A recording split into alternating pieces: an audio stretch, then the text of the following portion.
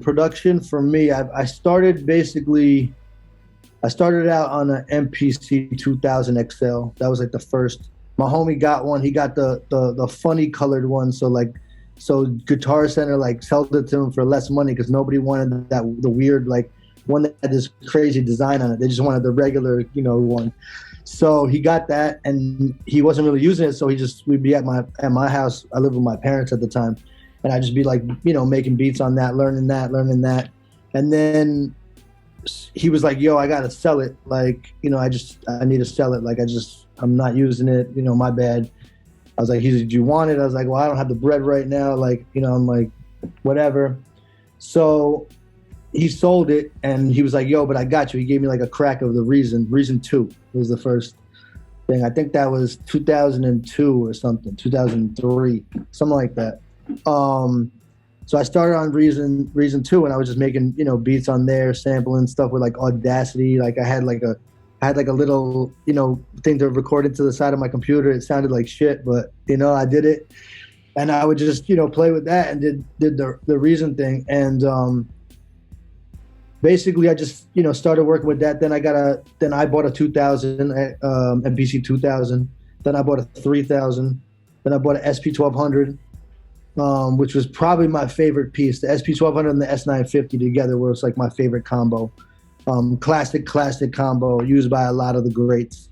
And then on the road, I started making beats on Pro Tools just because it was, I was already using it to record artists in studio.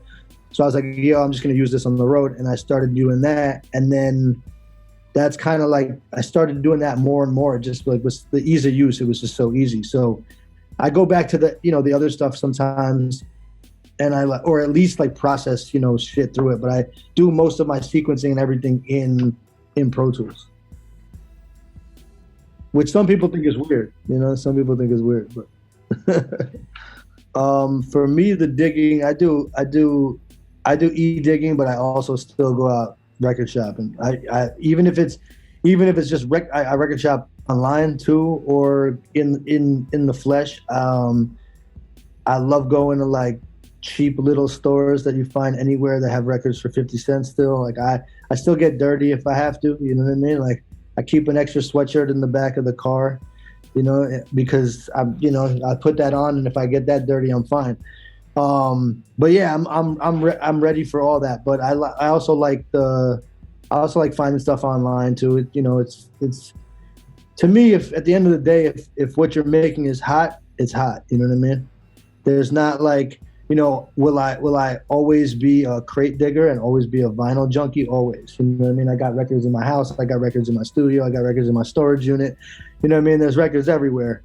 So I will always encourage producers to go do that. You know what I mean? Because that's the essence of where it all started from for me, and for a lot of other people, and the culture in general, right? But yeah, I mean, I don't knock it either way. If you've never gone record shopping and you make hot beats, you still make hot beats, right? So to me, that's great. But you should also go out and seek that. But I also do now, I've been doing too, is live stuff, just playing stuff, working with musicians that play stuff, and then I kind of sequence it together and shop it to an artist or whatever. So I'm doing a little combination of everything. I'm trying to cover all my bases, because there's certain artists that will not listen to sample music, you know what I mean? Or they'd rather have something that's not sampled so they don't have to clear it, and we can keep all the money, you know what I mean? But yeah, I try to cover all the bases, but I love the combination of samples and live stuff together too. That's, it meshes, when it's done right, it meshes really well.